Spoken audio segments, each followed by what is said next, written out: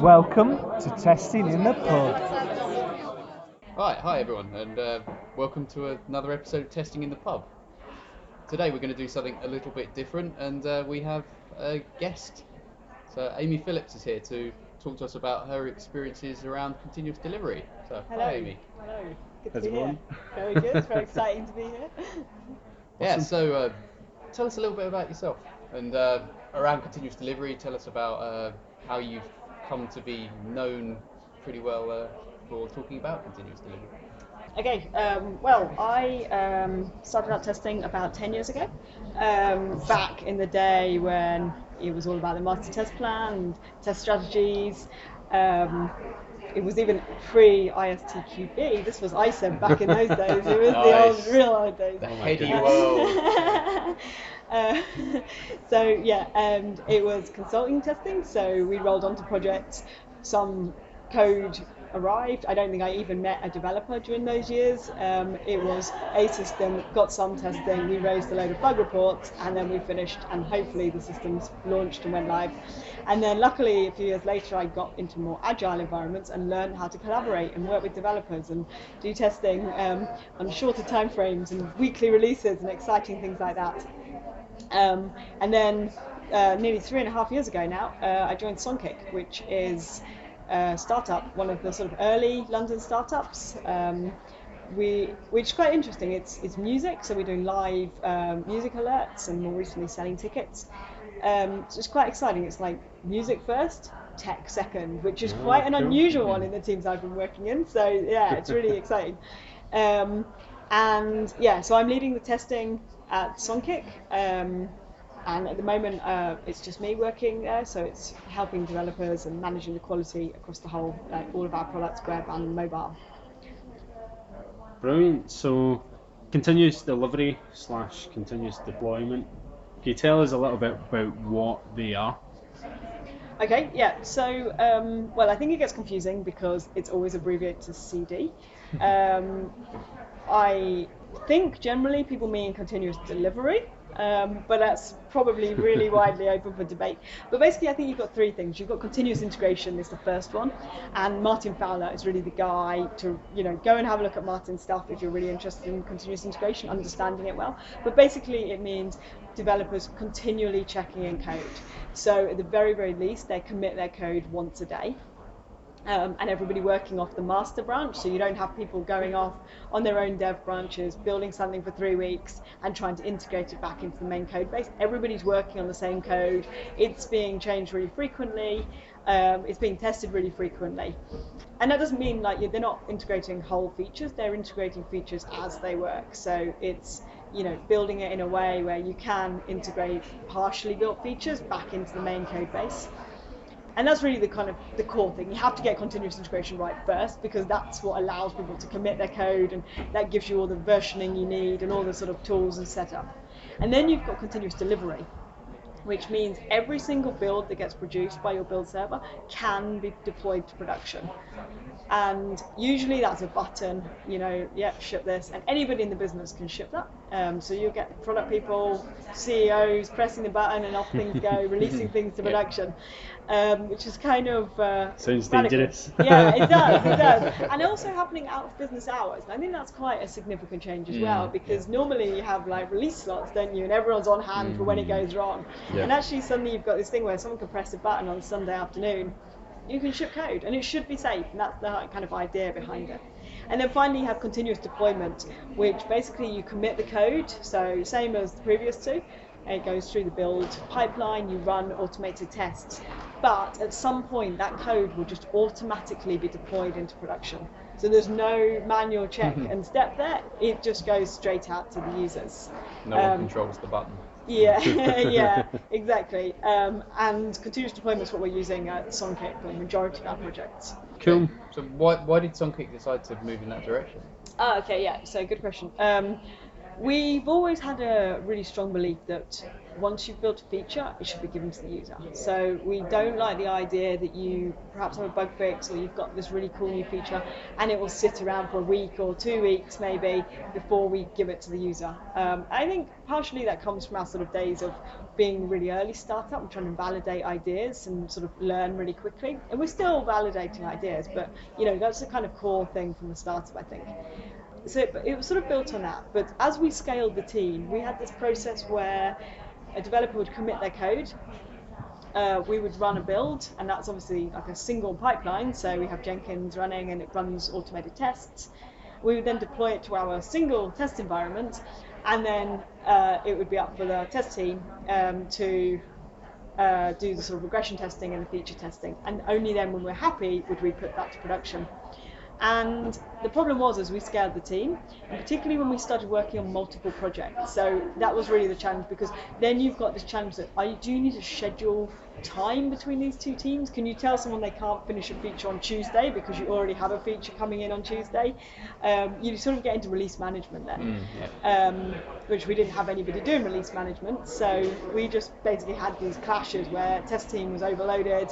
Suddenly 3 o'clock on a Wednesday afternoon, you'd get 2 features were ready to go out. There was no way they would both go out that day. So how do you choose which team has to wait till all sorts of tensions that come out of that.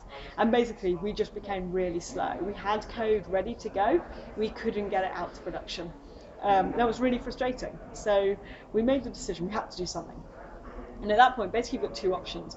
Either you go, right, we need more control, we like control, we want every release to be sort of managed and defined, so we should go for scheduled releases, like maybe they should be weekly. Then you can have code freeze, you can have test phases, and you can manage it. Or you go, we need less control, and we actually make this faster and freer and just get it so code can be pushed out. And really it came down to our values. So we always know we still want our users to get code as soon as it's ready. And we also have always had a thing where developers are responsible for production code. So we just do not believe that like a production bug goes off to a different team. That just seems crazy. If you've written code and put it in production, it doesn't work, you should fix it. Yep. So we already had those 2 core values. So that kind of fed in quite nicely to actually continuous deployment probably going to be better for us. And I think it's really nice because it's quite developer driven. Like I think at the moment developers are really keen on moving to this sort of approach. It gives them lots of freedom. You're really increasing the sort of, well, you're saying you trust them.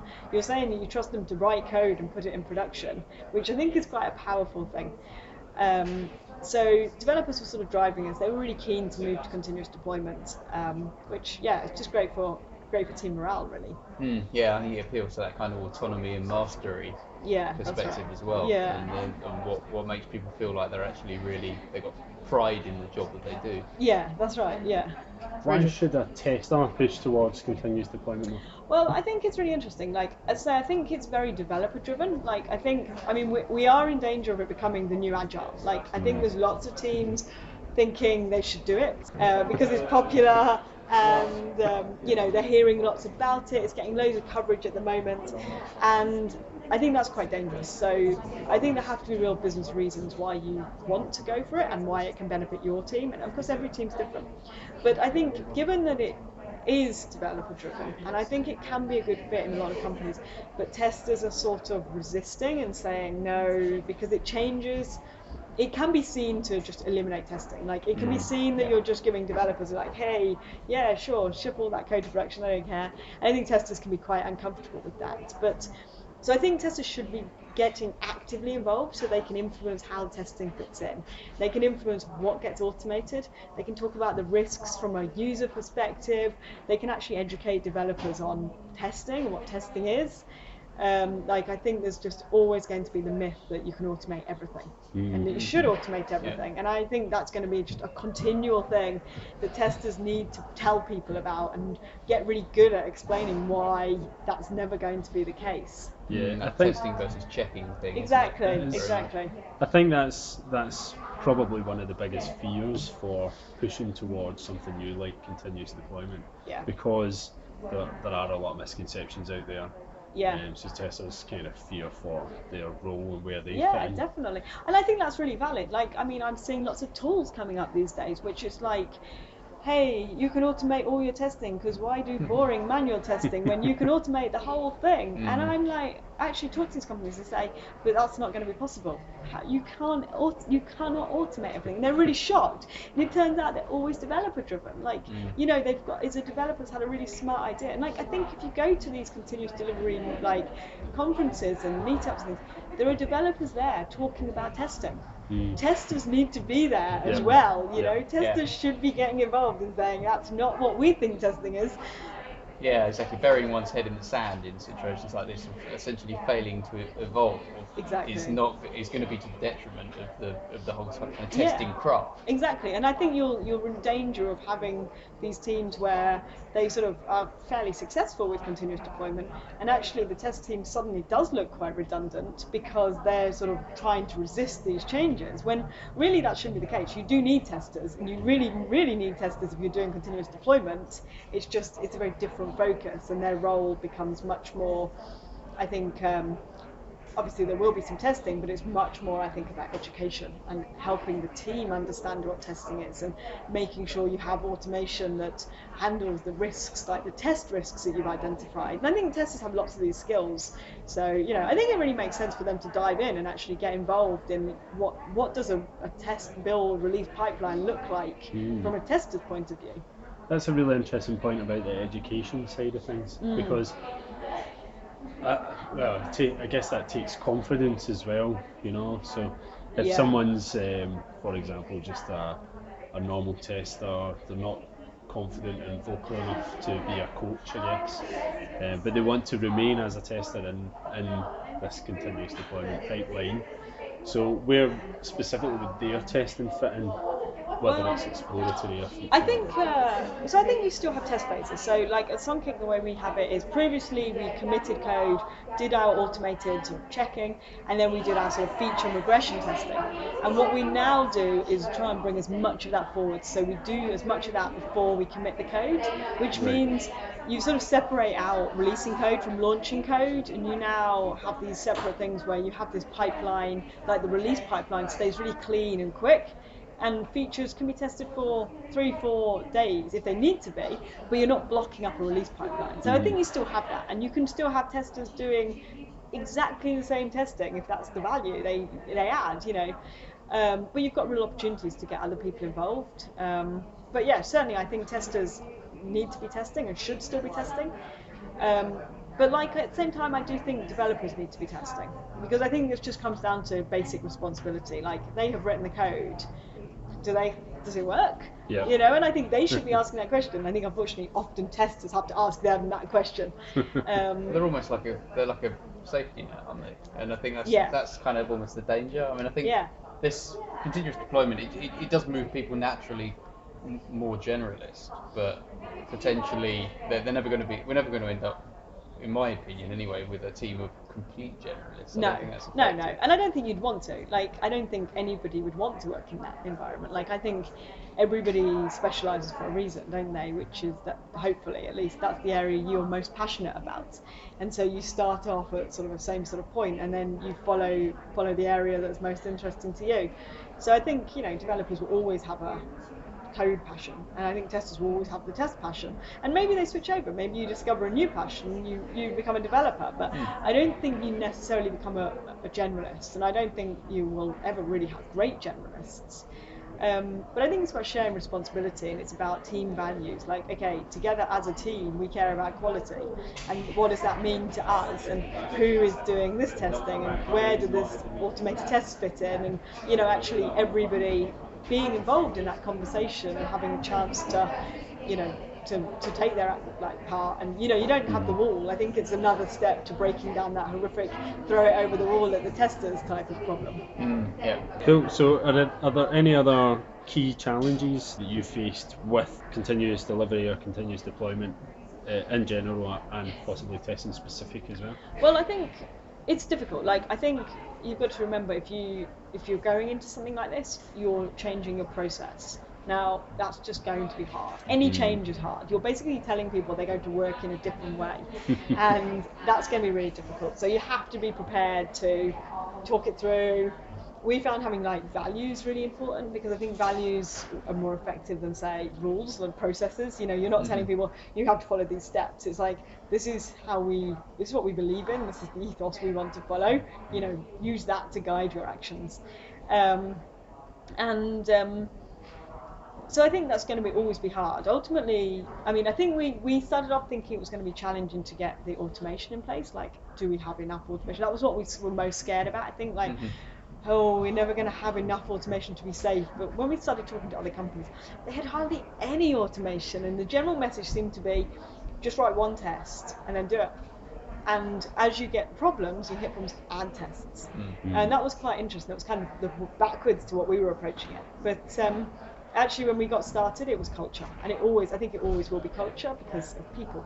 So it was more people resisting it, or people having concerns. And you'll always have people who don't want to do it, who think it's a terrible idea. I think that's good, and that's fine. Like, you know, you sort of have to engage them and debate it, and there was lots of conversation about what did we want to achieve, how could we go about achieving this, and then particularly once you've got the other teams, so it's not just developers. And I think generally developers are really pro CD, you know, they're like, yeah, this will be great, let's go for it. So I think they're really motivated, and that can be really good because they're really motivated then to do automated tests. I never knew anyone could be so excited about writing these automated tests. It was fantastic. But at the same time, you've obviously got business people, and you've got design teams, you've got UX people. It affects all of them. Support teams, they were all very anxious about what it meant for quality. You know, are we just going to be pushing out rubbish all the time? I think you really need to be careful and address that. And I think that's the challenge, is bringing those two sides together. And I think, you know, because the developers generally are so enthusiastic, perhaps support people are not at all enthusiastic. You kind of have to mediate a little bit. Like, I think a tester's got a really important role there about risk. And I think testers are really great at understanding risk from a kind of business point of view and being able to talk to developers about risk. So I think the test is quite a vital role to sort of bring that together. But yeah, it basically is the challenges. People need to work in a different way. You're changing what their job role might look like, and that's always hard. Yeah, precisely. And I guess you might choose to kind of look at the business value in those sorts of discussions, but how do you actually go about quantifying the business value? Well, I think that's really difficult. And again, I think it's hard for people to understand because they can't really understand why you'd want to be deploying stuff all the time, which I think is a really valid question. Like, there probably is no system that needs a new, like, the same feature deploying 10 times in a day. That probably is a really bad indicator of your quality, that, you know, something that you've bug fixed in 9 times after releasing this thing. So I think that's why people start to get a bit nervous. But actually, from our point of view, the business value came because we have multiple teams on the same code base. And so suddenly each team could work quite independently. They didn't need to know when the other teams were releasing. They didn't need to schedule time with testers, which I think is often a bit of a point of contention. They could just know something was finished. And I think, again, it comes down to flipping things around. So you obviously still want to do the testing, but you're not really considering the feature complete until the testing happens. The problem is, if you commit the code first, is everyone goes, right, I've committed it, it's heading for production, but now it's got stuck in the test phase, and that's the kind of issue. So we do the same testing, but we've just, flip it around, do it earlier. So I think it's really, business value is about understanding why people do or don't want to do it, and helping them understand the benefits of having a really fast release process. Like, if something goes wrong, you can get a fix out in 20 minutes. That's a really nice feeling, and I think the business was straight away like a little bit tempted by that. That's quite nice.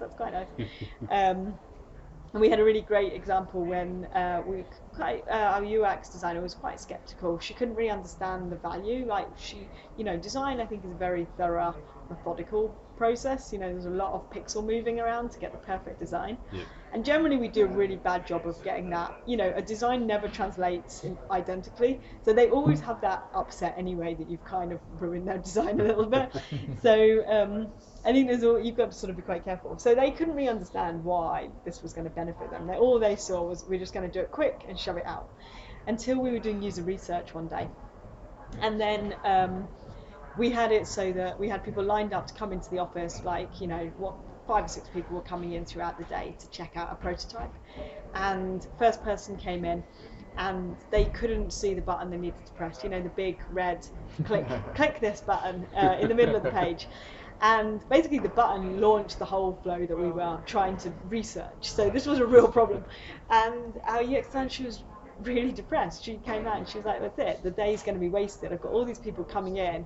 If everybody has that problem, what are we going to do? There's a fundamental problem with our prototype.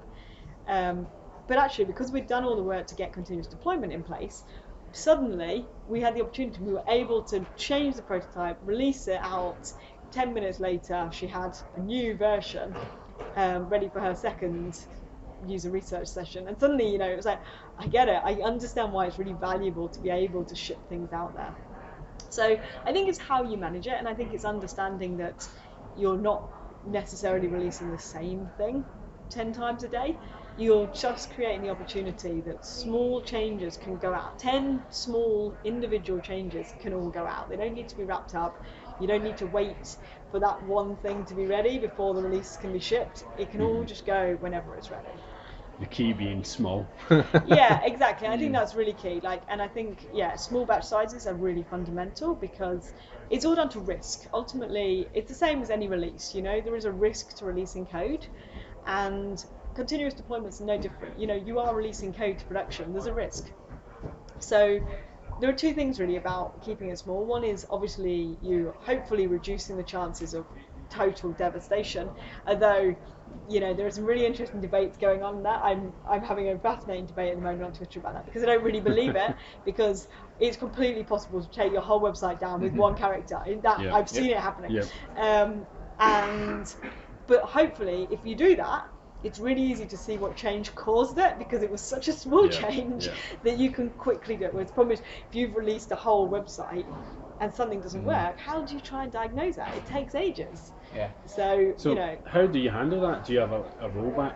Well, this is one of the actually really, I think really nice things actually about once you do start talking about continuous deployment, is that a big part of it is what do you do when it goes wrong, and it will go wrong. And I think all releases have the potential to go wrong, but we don't tend to talk about it. It's like we've done all this testing, the release management signed it off, it's going to be great, it's gone wrong, and then you panic, and then everyone's scrambling. That's so true. And I think with continuous deployment, you have to have that conversation up front. This is an automated process. You're putting code out to production.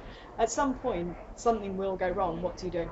So you've got 2 options. You either roll back, so you take that commit and you do that, and lots of people have automated rollback processes in place. So we have a similar thing, which is after every deployment to production, we run a smoke test, and we have special monitoring set up. If we get a spike in errors on our server, we get an email straight away within a couple of minutes. So you start to have these sort of safeguards that alert you to something going wrong, and then you basically need to decide, do you roll back or do you roll forwards?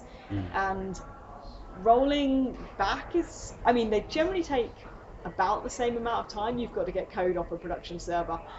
Rolling forwards takes slightly longer because you generally have to put a fix. But rolling forwards is also easier because you don't have a database involved. So it all comes down to database versioning. If you want to go and do it properly and get fully versioned databases and be able to handle data integrity, roll back. We went for the easier one, and we were like, that sounds horrific. We haven't had any situations actually where that's been a problem for us. Rolling forwards has always been good enough for us. It comes down to how quickly can you get code out there, how quick can you respond, what's the potential damage you can do. Thanks for listening to part 1 of this interview on continuous delivery with Amy Phillips. We'll be back next time with part 2, so check back for that.